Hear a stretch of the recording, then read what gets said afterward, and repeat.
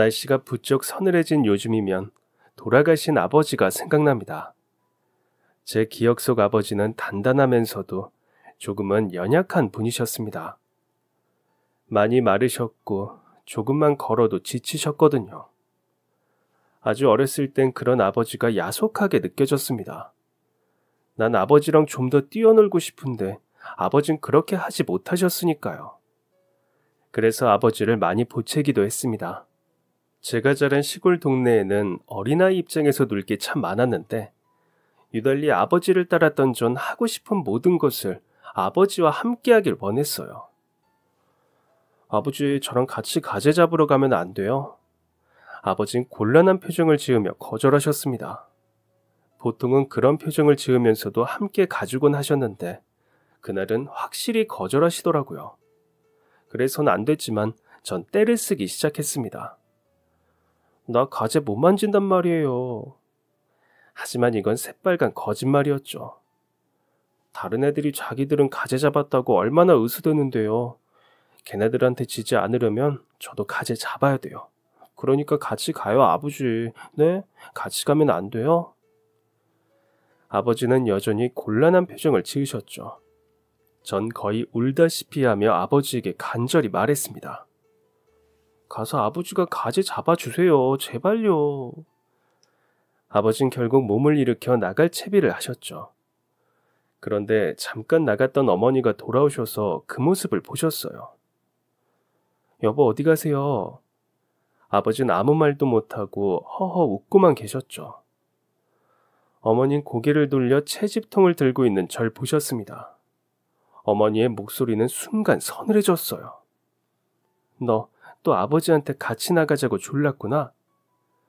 어머닌 제가 아버지와 함께 나가는 걸 탐탁치 않아 하셨습니다. 전 대꾸도 못하고 땅만 보고 있었어요. 아버진 그런 어머니를 말리셨습니다. 괜찮아요. 오늘따라 아버지랑 같이 놀고 싶었나 보죠. 너무 길게 나가 있지 않을 거예요. 아버지가 이렇게 말하면 어머님 못 이기는 척 허락해 주셨거든요. 그런데 그날은 아니었어요. 어머니는 저를 엄하게 꾸짖으셨습니다. 아버지가 안 된다고 하는 데는 이유가 있는 거야. 도대체 언제까지 응성만 부릴 거니? 깜짝 놀랐습니다. 불같이 화를 내는 어머니를 아버지가 달래셨지만 그것도 통하지 않았어요. 여보, 난 정말 괜찮아요. 당신도 정말 너무하시네요. 내가 얼마나 걱정하는지 알면서. 전 깜짝 놀랐습니다. 어머니가 눈물을 보이셨거든요. 아버진 저에게 잠시 나가 있으라고 하셨습니다. 전 집 앞에 있는 의자에 앉아 두 분을 기다렸죠. 두 분은 한참 동안 나오지 않으셨어요. 전 기다리다 지쳐 홀로 가재를 잡으러 향했습니다. 하지만 재미가 없었죠. 생각보다 가재도 없고 잘 잡히지도 않고 무엇보다 혼자 하려니 재미가 하나도 없었습니다. 또 마음이 속상했어요. 난 그냥 아버지랑 놀고 싶을 뿐인데 아버지가 있는데도 아버지가 없는 듯하니 스스로가 너무나 처량해 보였습니다. 어머닌 정말 너무해. 물에 발을 담그고 앉아 첨벙거리고 있는 그때 아버지의 목소리가 들렸습니다. 현수야, 아버지였어요. 아버지! 아버지는 느리게 걸어오고 계셨습니다. 전 언제 속상했냐는 듯 일어나서 신나게 가재를 잡았습니다. 채집통에 가재를 가득 채워 돌아가려는데 아버지가 절 불러 세우셨죠. 현수야, 네? 가재는 놓아주고 가는 게 어떨까? 하지만 전 그렇게 하고 싶지 않았습니다. 열심히 잡았는데요. 입을 삐죽거리며 이야기하자 아버지는 제 머리를 쓰다듬으며 달래주셨어요. 가재들한테도 가족이 있을 거야. 갑자기 가족들이랑 헤어지면 얼마나 속상하겠니? 이유는 알 수 없지만 이 이야기를 하는 아버지의 눈엔 슬픔이 서려 있는 듯 했습니다. 그래도 제가 잡은 거잖아요. 물고기는 잡으면 집으로 가져가는데 왜 가재는 안 돼요? 아버지는 제 물음에 또 다른 질문으로 대답하셨습니다. 넌 가재를 잡아서 무엇을 하고 싶니? 마땅한 대답이 생각나지 않았어요. 네가 가재를 가져간다면 이 가재는 얼마 가지 않아 죽게 되겠지. 아무 이유 없이 생명을 잡아서 책임감 없이 해치는 건 옳지 않아. 전 아버지의 말에 설득됐고 가재를 풀어주었습니다. 그렇게 집으로 돌아왔고 아버지는 그날 밤부터 꼬박 일주일을 앓으셨습니다. 종종 잔병 치레를 하곤 했던 아버지였지만 이 정도로 아픈 적은 없었던 것 같은데 아버지의 건강 상태가 생각보다 더 안 좋았다는 사실을 전 그때 처음으로 알았습니다. 어머니가 나가지 말라고 했던 이유는 아버지가 여름 감기에 걸렸던 것이고 제가 가재를 잡으려고 갔던 곳은 한여름에도 냉골이었기 때문입니다. 한여름에 지독한 감기가 걸린 것만으로도 걱정이 이만저만이 아닌데 찬물에 몸을 담그려고 한다는 말을 들으니 어머니 입장에선 복장 터질 일이었죠. 아버지의 상태가 그 정도로 안 좋다는 것을 저에게 굳이 알리지 않은 사실은 아직 어린 제가 아버지가 편찮으시다는 이유로 우울해하지 않기를 바랐기 때문이었어요. 아버지의 예상은 적중했습니다. 저는 아버지가 결국 돌아가실 때까지 단 하루도 마음 편히 있을 수 없었습니다. 아버지는 제가 중학교 2학년일 때 돌아가셨어요. 오랜 병마와의 싸움을 마치고 드디어 편안해지신 거죠. 아버지는 일찍 저와 어머니의 곁을 떠나셨지만 정말 좋은 분이셨습니다. 어찌 보면 짧은 시간 동안 정말 최선을 다해서 남편으로서 아버지로서 곁에 남아있어 주셨죠. 매일 밤 기침에 잠 못 이룰 정도로 몸이 안 좋았음에도 그 사실을 몰랐다는 건 제가 평범한 아이로 자랄 수 있도록 아버지가 대단한 노력을 기울이셨다는 뜻이었습니다. 아버지를 보내드린 날 어머니의 표정은 편안해 보였어요. 어머니는 홀가분하세요? 어머니는 절 꼭 안아주시며 대답하셨습니다. 아니, 엄마 너무나도 슬퍼. 슬픈데 왜 표정은 편안하세요? 난 슬프지만 네 아버지는 이제 고통 없이 편안할 테니까 그게 참 다행이라서. 아버지를 향한 어머니의 사랑은 정말이지 지극했습니다. 문득 아버지와 가재를 잡았을 때가 생각났습니다. 가재에게도 가족이 있을 테니 놓아주자는 말. 원치 않게 가족들과 이별하는 것이 얼마나 슬플지 가재의 마음을 헤아리던 아버지의 말은 저에게 또 아버지 자신에게 하는 것이었던 거예요. 전 그렇게 조금씩 아버지를 보내드렸습니다.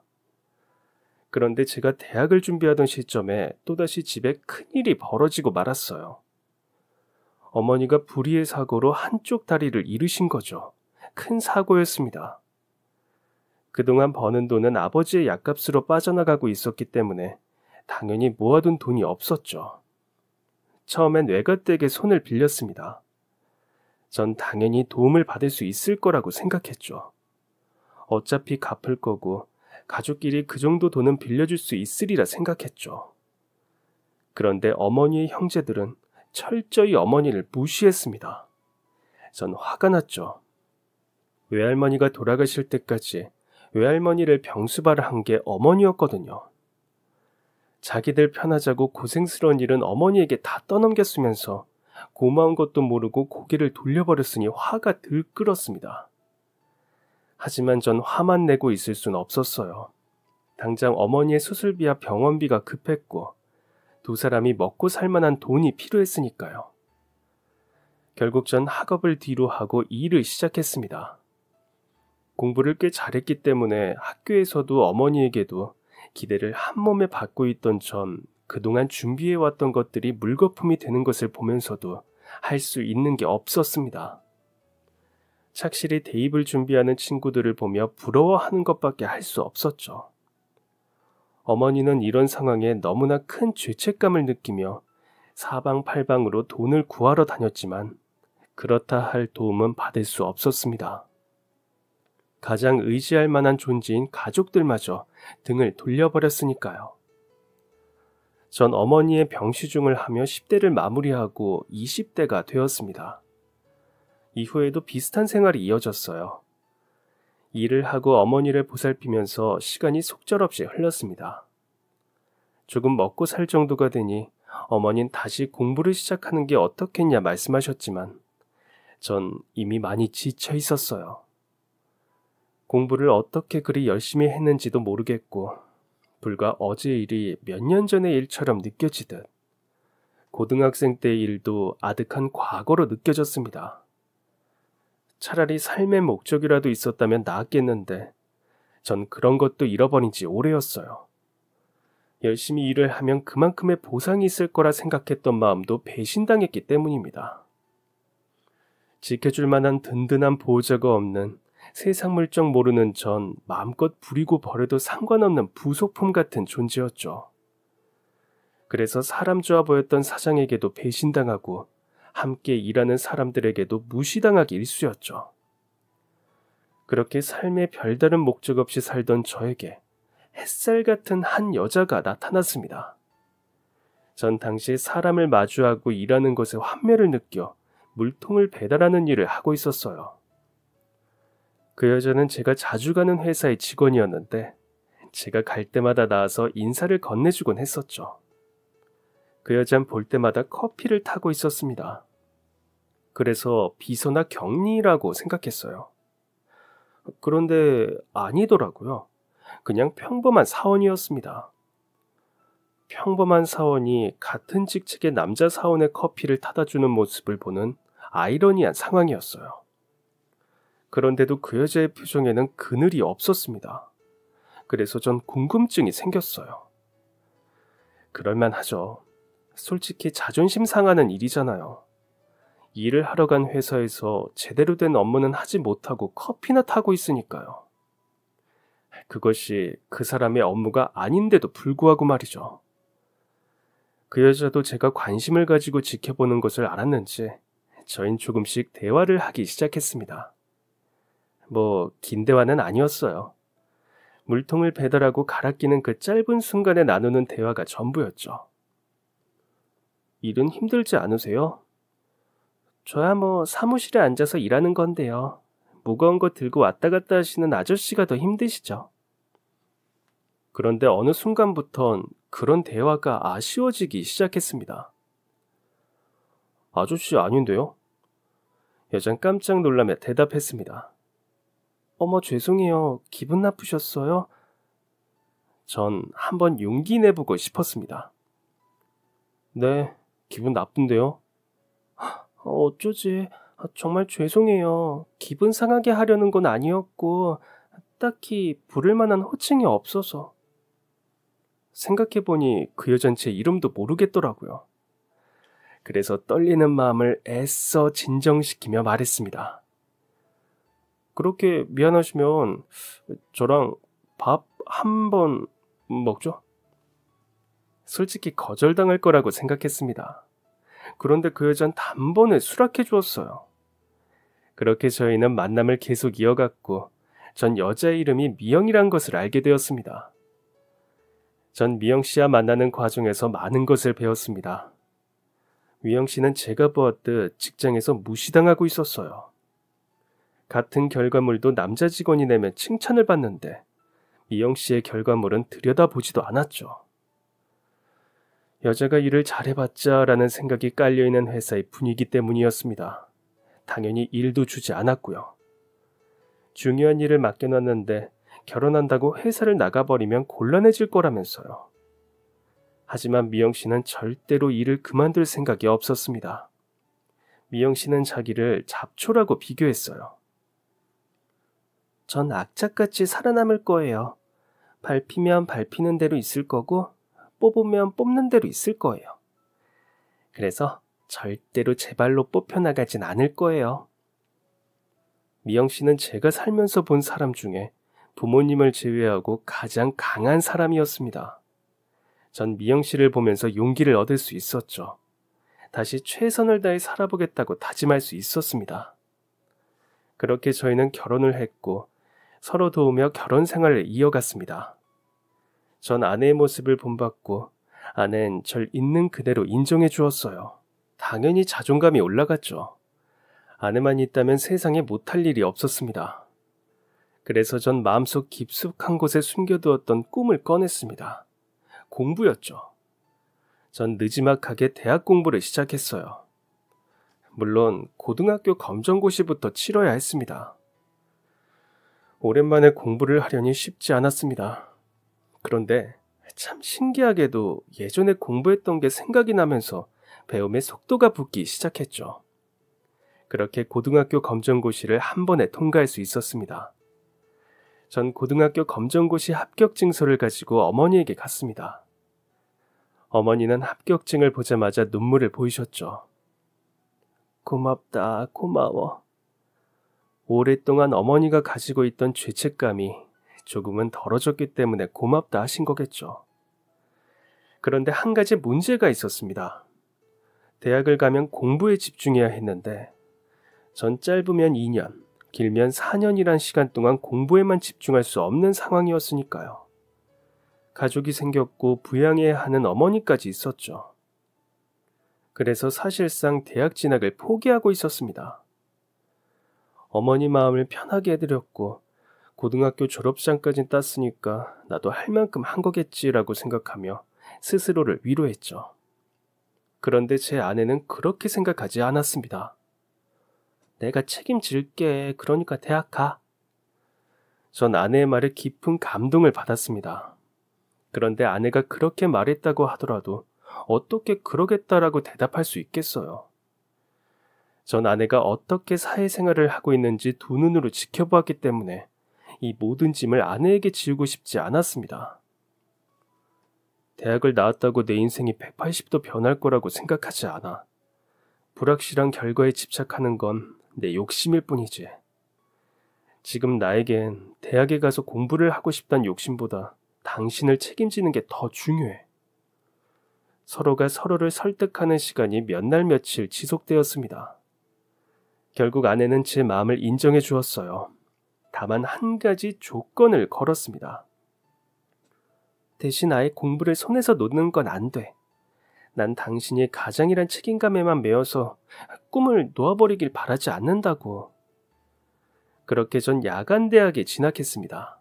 그리고 낮엔 회사를 다녔죠. 고등학교 졸업장이 있다고 뭐가 달라지겠어라고 생각한 건 저만의 생각이었습니다. 이력서를 냈더니 면접을 보러 오란 연락이 오더라고요. 물론 대단한 회사는 아니었고 제가 해야 하는 일도 대단한 일은 아니었습니다. 누구나 할 수 있는 일이었지만 이런 일도 고등학교 졸업장 정도는 있어야 하더군요. 물론 회사에서 고등학교밖에 나오지 않았다는 이유로 무시를 받기도 했습니다. 대학 가면 동아리도 하고 사람들도 만나면서 사회생활도 하는데 현수 씨는 그런 것도 못 배웠겠네. 남들 대학 다닐 때 제가 놀았던 것도 아닌데 절 방 안에만 틀어박혀 있던 사람처럼 취급하더라고요.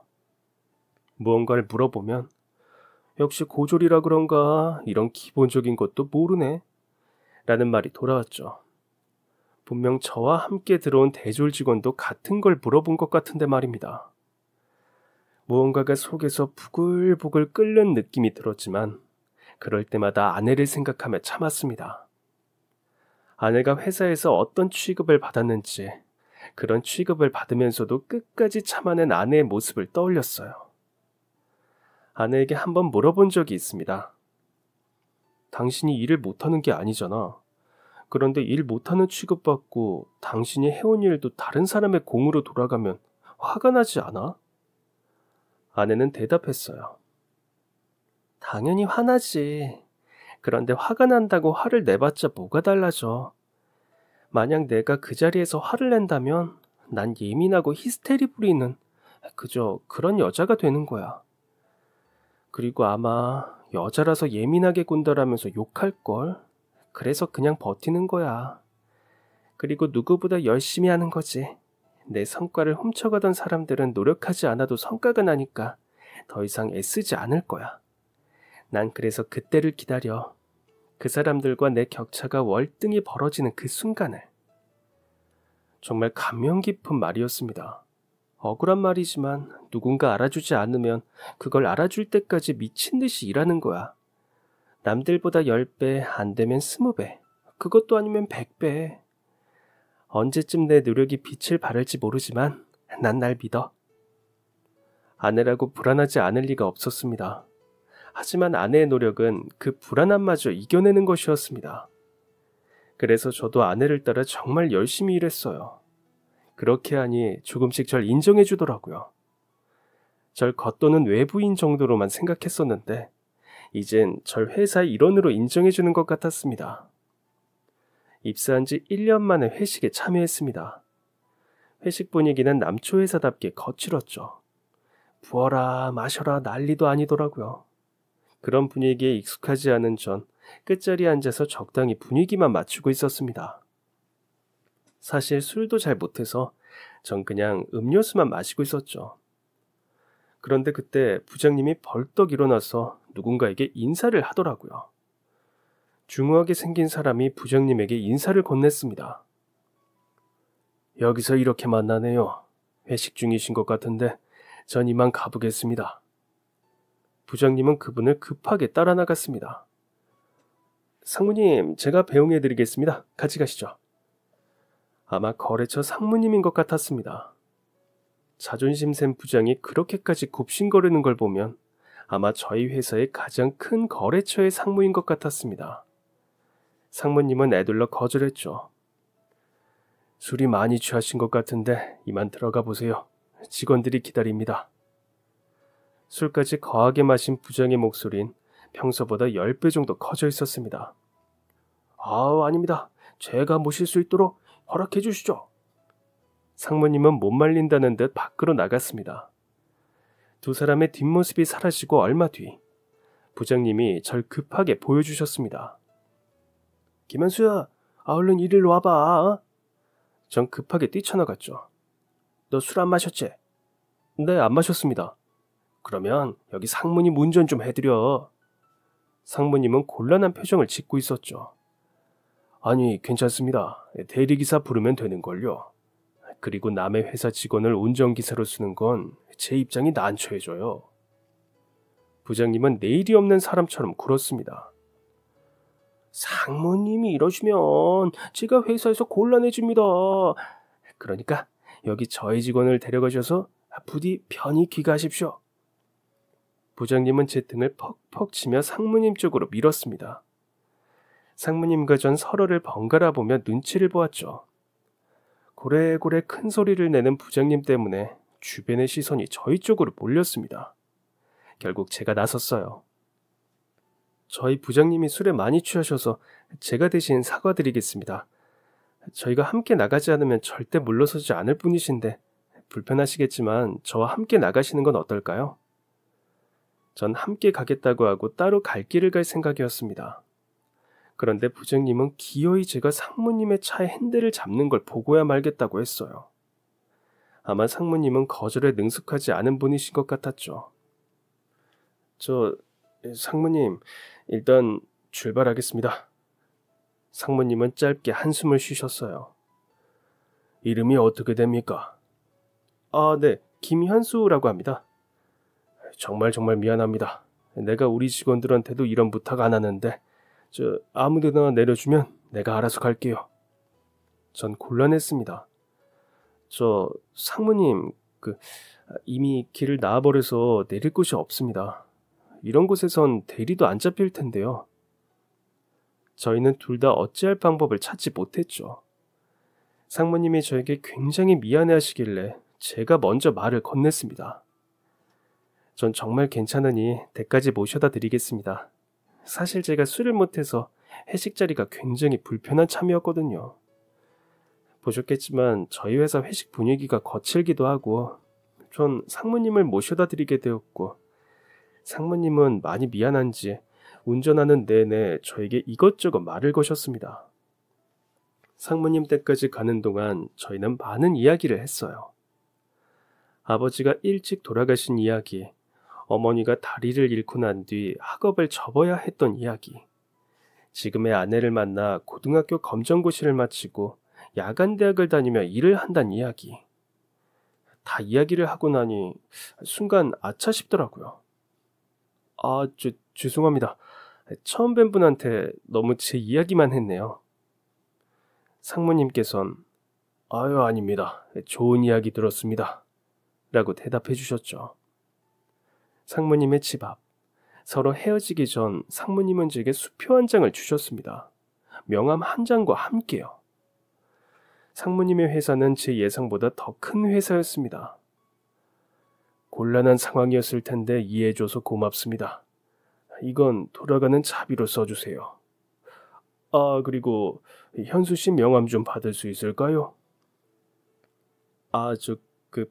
부끄럽게도 제가 명함이 없습니다. 전 회사에서 명함도 봐주지 않았거든요.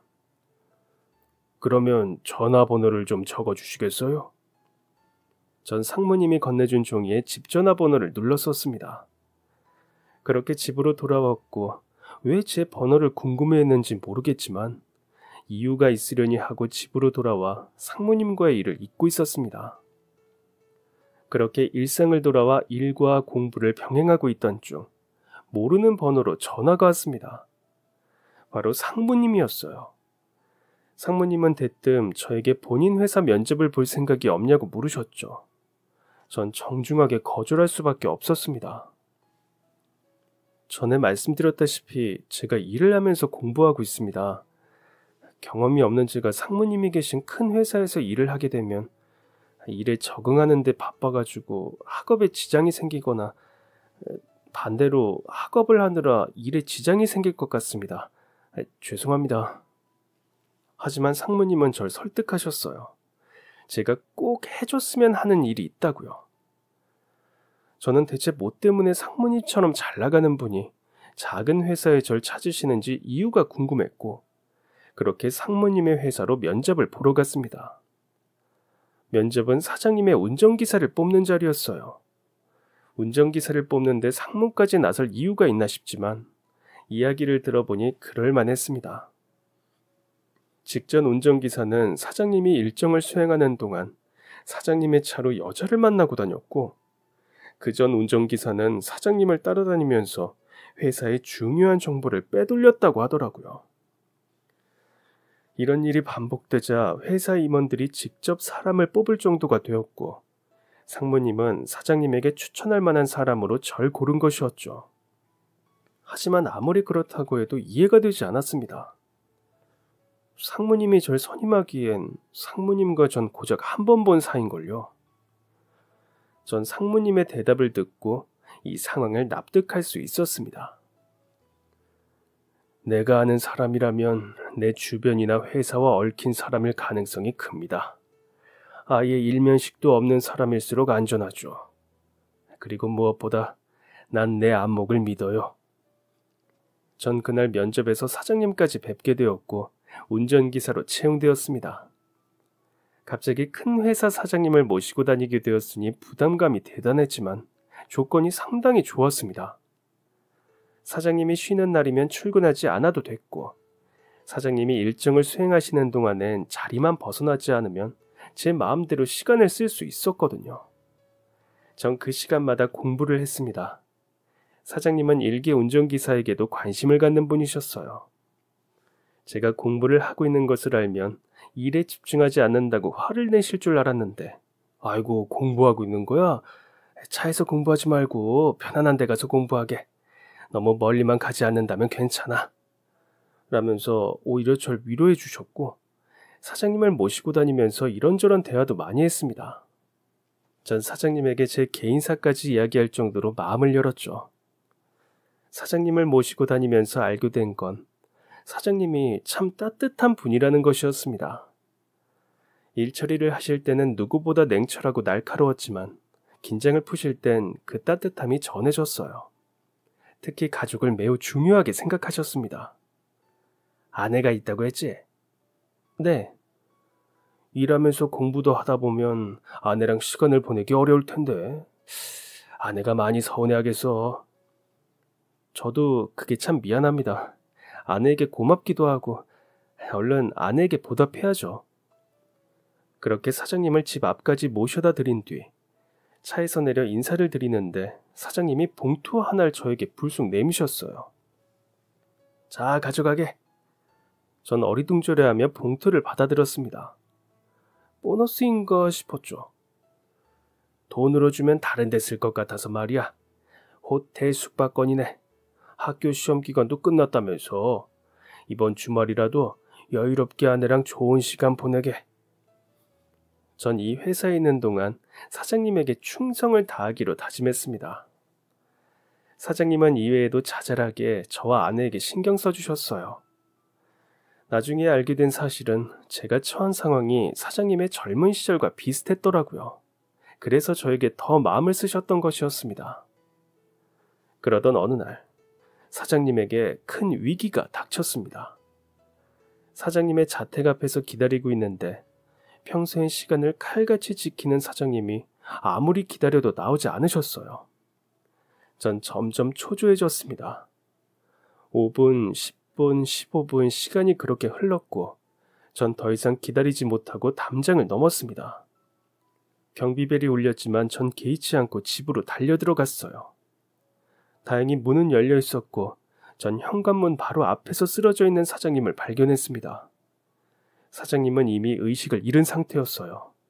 주변을 둘러보니 아무도 없었습니다. 사모님과 자제분들이 며칠 전 미국으로 출국했다는 사실이 그제야 생각나더라고요. 전 아무래도 도움을 구하지 못하고 홀로 쓰러졌을 사장님에게 심폐소생술을 시도했습니다. 간절한 심폐소생술 끝에 희미했던 숨소리가 조금씩 돌아왔고 새파랬던 사장님의 안색에도 조금씩 핏기가 돌았습니다. 땀을 뚝뚝 흘리며 심폐소생술을 하고 있던 그때 경비벨이 울리며 출동했던 보안 직원이 왔습니다. 상황을 보곤 그들은 바로 구급차를 불렀고 전 사장님과 함께 병원으로 향했습니다. 사장님의 병명은 심근경색이었어요. 바로 응급수술에 들어갔고 응급구조원들은 저에게 조금만 늦었으면 환자분에게 큰일이 났을 수도 있어요. 선생님이 한 생명을 살리신 겁니다. 라고 말해주었죠. 긴 시간의 수술이 끝났고 사장님은 회복실로 옮겨졌습니다. 의사들은 골든타임을 넘기지 않아서 정말 다행이라고 말했죠. 위기는 넘겼으니 경과를 지켜보자고 말했습니다. 전 사장님의 가족분들이 올 때까지 병실을 지켰죠. 병원으로 도착한 사모님과 자녀분들은 제 이야기를 전해 들었는지 계속해서 고맙다며 고개를 숙이셨어요. 정말 고맙습니다. 제가 없는 사이에 남편이 잘못됐다면 전 죄책감 때문에 살지 못했을 거예요. 정말 고마워요, 김 기사님. 전 꽤 긴 유급 휴가를 받았습니다. 그 외에 개인적으로 사장님의 가족에게 사례까지 받았죠. 제가 거절했더니 집으로 온갖 선물을 보냈습니다. 사장님은 아주 다행히 건강을 회복하셨고 회복 기간을 가진 뒤 업무로 바로 복귀하셨습니다. 너무 일찍 복귀하시는 거 아닌가요? 조금 더 쉬셔야 하지 않을까요? 내가 없는 동안 회사 일이 어떻게 돌아가는지도 봐야 하고 사장이 갑자기 자리를 비우면 직원들이 갈피를 못 잡는다네. 사장님의 목숨을 구한 이후 사장님은 절 친아들 대하듯 하셨습니다. 제 아내까지 초대해서 식사 자리까지 만들어 주셨죠. 정말 황송할 정도로 귀한 대접을 받았습니다. 그렇게 돈독한 관계를 유지하고 있던 중 또 한 번 놀라운 일이 제 눈앞에 나타났어요. 그날은 저에게 아주 의미 있는 날이었습니다. 전 그날에만 착용하는 아버지의 유일한 유품인 시계를 차고 출근했죠. 하루 종일 사장님을 모시다가 저녁이 되어 사장님을 댁 앞에 내려드렸습니다. 좋은 밤 되십시오, 사장님. 여느 때와 다름없이 차에서 내려 인사를 드리는데 사장님이 갑자기 제 팔을 낚아채셨어요. 사장님, 왜 그러십니까? 사장님은 제가 차고 있는 시계를 뚫어져라 바라보고 계셨습니다. 시계에 무슨 문제라도 있는 건지 이 상황을 이해하고자 머리를 굴리고 있는데 사장님이 시계에 시선을 고정한 채 물으셨습니다. 자네 이 시계 어디서 났나? 전 대답했습니다. 제 아버지의 유품입니다. 사장님은 크게 놀라시더니 저에게 한 가지 부탁을 하셨어요. 그 부탁을 하는 사장님의 목소리는 살짝 떨리고 있었죠. 미안하지만 이 시계를 잠깐 풀어봐 주겠나? 별로 어려운 일도 아니었기에 전 별다른 생각 없이 시계를 벗어서 드렸습니다. 사장님은 시계를 조심스럽게 받아드시더니 시계 뒤쪽에 있는 버튼을 누르셨습니다. 뭘 하시는 건가 싶어 저도 그 광경을 지켜보고 있었죠. 달깍 소리가 나면서 시계 뒤쪽이 열렸습니다. 사장님은 무언가를 찾는 듯 그 부분을 유심히 보셨어요. 그리고 얼마 뒤 사장님은 열려있는 곳을 닫곤 저에게 시계를 돌려주셨습니다. 사장님은 고개를 푹 숙이고 계셨는데 그 모습이 어딘가 슬퍼 보였어요. 사장님. 사장님을 조심스럽게 불렀고 사장님은 푹 숙였던 고개를 들어 절 보셨습니다. 사장님의 눈엔 눈물이 가득 고여 있었죠. 그리고 저에게 한 가지 의아한 질문을 하셨습니다. 김 기사, 자네 고향이 어디인가? 전 왜 이런 질문을 하시는지 알 수 없지만 대답했습니다. 전남 담양입니다. 사장님은 또 한 번 물으셨어요. 아버지도 그쪽 분이셨고? 네, 담양에서 나고 자라셨어요. 전 외가가 있는 곳에서 자랐지만요. 사장님은 다리에 힘이 풀리는 듯 제 팔을 잡고 겨우 서서 마지막 질문을 하셨죠. 혹시 아버지 성함이 김수찬인가? 전 깜짝 놀랐습니다. 사장님이 저희 아버지 성함을 어떻게 아시나요? 사장님은 그 자리에서 풀썩 주저앉으셨습니다. 그리고 나이처럼 물기 시작하셨죠. 전 너무 당황해서 어쩔 줄 몰랐습니다. 얼마 뒤 사장님이 들어오지 않자 이상하게 생각한 사모님이 나오셨고 사모님도 사장님의 우는 모습에 당황하셨죠. 겨우 사장님을 진정시켜 댁으로 모시고 들어간 후 사장님은 눈물을 닦으시며 저에게 아주 놀라운 이야기를 들려주셨습니다. 그 이야기는 사장님과 저희 아버지가 아주 절친한 사이였던 것이었죠. 자네 시계 뒤쪽을 봐보게. 전 사장님이 하셨던 대로 시계 뒤쪽을 열어보았고 그 안쪽엔 우정이 한자로 적혀 있었습니다. 사장님은 어딘가로 들어가 시계 케이스 하나를 들고 오셨어요. 사장님은 그 시계를 저에게 내미셨고 전 사장님의 시계에서 아버지의 시계에 적혀있는 우정이라는 글자를 찾았습니다. 사장님은 어리둥절해하는 저에게 아주 먼 과거 이야기를 들려주기 시작하셨습니다. 예상했겠지만 자네 아버지와 난 절친한 사이였네. 난 담양에서 태어나진 않았지만 아주 어렸을 때부터 그곳에서 자랐어. 사장님은 아버지의 손에 이끌려 담양에서 자랐고 사장님의 아버지는 마을에서 알아주는 망난이었다고 합니다. 아버지 때문에 참 힘들었어. 그래서 중학생 때 해선 안 되는 생각까지 했지. 그 생각이 실천으로 옮겨졌을 때 날 벼랑 끝에서 구해준 게 바로 자네 아버지였다네. 내가 원해서 만든 극단적인 상황에서 내가 생각했던 게 뭔지 아나? 전 고개를 저었습니다. 웃기게도 살고 싶다였다네. 누구라도 날 구해주길 바랬는데 그게 바로 자네 아버지였어. 난 그날 새로운 인생을 살기로 마음먹었고 자네 아버지와 끈끈한 우정을 쌓아갔지. 내 아버진 망난이었지만 물려받은 돈은 많았어. 그래서 난 그 돈으로 유학길에 올랐지. 사장님은 시계를 한참 동안 쓰다듬으셨습니다. 유학을 가기 전에 자네 아버지와 맞춘 게 바로 이 시계야. 시계에 각인을 새긴 게 이렇게 쓰이는구먼. 전 문득 궁금해졌습니다. 그렇게까지 애틋했던 친구 사이면서 왜 지금까지 찾지 않았던 걸까요? 유학을 할 돈은 충분했어. 그런데 대체 한국에서 무슨 일이 있었던 건지 아버지의 형제들이 물려받은 돈을 전부 쓸어갔더군.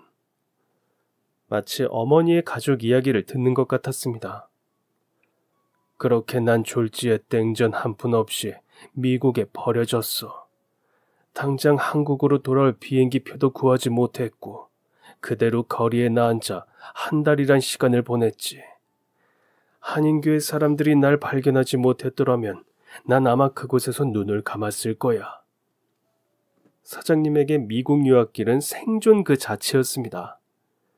공부를 하고 더 넓은 세계를 경험하고자 갔던 곳에서 삶의 마지막 순간을 보낼 뻔했던 것이었죠. 생존이 우선이 되다 보니 한국에서의 일들은 점점 뒤로 밀려났고, 사장님이 미국에서 어느 정도 기반을 다졌을 땐 이미 긴 시간이 흘러 있었습니다.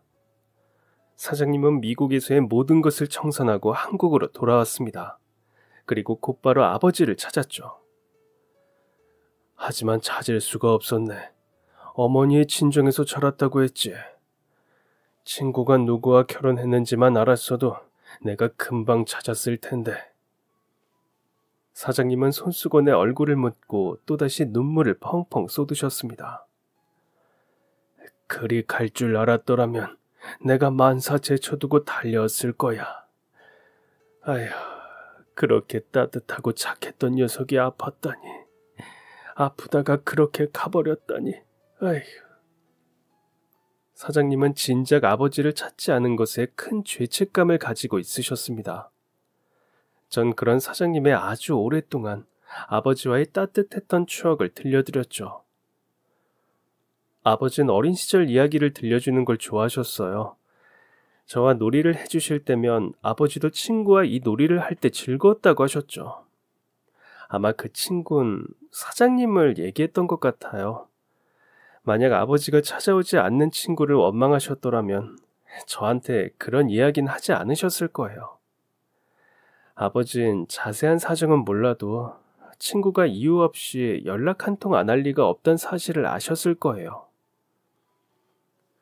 밤이 새도록 사장님과 대화를 했고, 그날 이후 제 인생에 꽃길이 깔렸습니다. 이틀 뒤 출근을 하니 사장님이 절 사장실로 부르시더라고요. 운전기사인 제가 여기까지 들어올 일은 그동안 없었는데 무슨 일로 절 부르신 건가 궁금했습니다. 그런데 사장님의 입에서 나온 말은 너무나 놀라웠어요. 내일 다른 운전기사가 면접을 보러 오기로 했네. 전 졸지에 실업자가 된 것이죠. 아직 공부가 많이 남았는데 당장 아내와 어머니를 책임져야 하는데. 내가 친구의 아들이라 갑자기 부담스러워지셨나 하는 생각도 들었습니다. 그런데 사장님은 그런 마음이 전혀 아니었어요. 사장님은 다른 운전기사를 뽑는다는 말 뒤에 이런 말을 덧붙이셨습니다. 이제 일은 그만하고 공부에 집중하게. 전 제 귀를 의심할 수밖에 없었습니다. 네? 공부에 집중하라뇨? 말 그대로라네. 자넨 내 생명의 은인이야. 생명의 은인에게 이 정도 대우는 당연하지. 전 차마 이 제안을 받아들일 수 없었습니다. 저희 아버지 때문에 그러시는 거라면 이러실 필요 없습니다. 정말이에요. 하지만 사장님은 회사 임원들에게 말하는 것처럼 단호하게 말씀하셨습니다. 자네는 자네와 자네 아버지가 한 일을 너무 가볍게 여기는구먼. 수찬이가 그때 내 목숨을 구해주지 않았더라면 지금 이 회사는 만들어지지 않았을 거야. 그리고 난 내 사랑하는 아내와 아이를 만나지도 못했겠지. 자네가 날 구해주지 않았더라면 수많은 사람들을 먹여 살리고 있는 이 회사의 사람들이 혼란을 겪었을 거고, 잘못했다간 회사에 큰 위기가 생겼을 수도 있어. 이건 비단 우리 회사만의 일이 아니야. 우리와 거래하고 있는 거래처들한테도 위기가 되겠지. 부끄럽지만 아직 우리 회사는 사장이 자리를 비울 수 있을 만큼 안정적이진 않아. 그러니 자넨 정말 큰일을 한 걸세. 사장님은 제가 단순히 목숨을 구해준 친구의 아들이기 때문에 이런 호의를 베푸시는 게 아니었습니다. 난 사업가야. 난 자네에게서 가능성을 봤어. 수찬이도 공부를 참 잘했었지. 몸이 약하지 않았었더라면 큰일을 했을 녀석이야. 그리고 난 자네도 그렇게 될 수 있을 거라고 생각하네. 그리고 지금까지 공부를 놓지 않고 끈질기게 버티고 있는 걸 보면 자네 뭘 해도 할 사람이야. 그래서 난 자네에게 투자를 하는 걸세. 그러니 가서 마음껏 공부하고 그 능력으로 날 위해 일해주게. 전 사장님의 전폭적인 지지를 받으며 유학길에 올랐습니다. 아내와 함께 가고 싶었지만 아내 또한 자신의 길을 묵묵히 걸어가는 사람이었고 한쪽 다리가 없는 어머니를 곁에서 돌봐야 한다며 한국에 남아있게 되었습니다. 전 이런 아내를 위해서라도 또 절 기다려주는 사장님을 위해서라도 열심히 해야겠단 마음으로 미국에 있는 대학을 조기 졸업했습니다. 한국인 최초였죠. 그렇게 전 공부를 마치고 한국으로 돌아왔고 다소 늦은 나이에 아이를 가졌습니다. 원하는 공부도 마쳤고 사랑하는 아내와 예쁜 자식까지 얻었으니 전 은혜를 갚아야 했어요. 그래서 오직 사장님을 위해 일했습니다. 사장님은 절 투자한 것이라고 하셨지만 전 그 속에 깊은 애정이 있다는 것을 알고 있었죠. 그래서 사장님을 상사를 넘어 아버지처럼 모시고 있었습니다.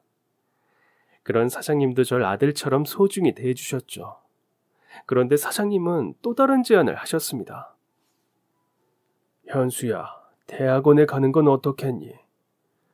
전 두 눈을 크게 뜨며 대답했습니다. 대학원이요? 사실 대학원 생각이 없었던 건 아닙니다. 하지만 마음속에 부담이 있었어요.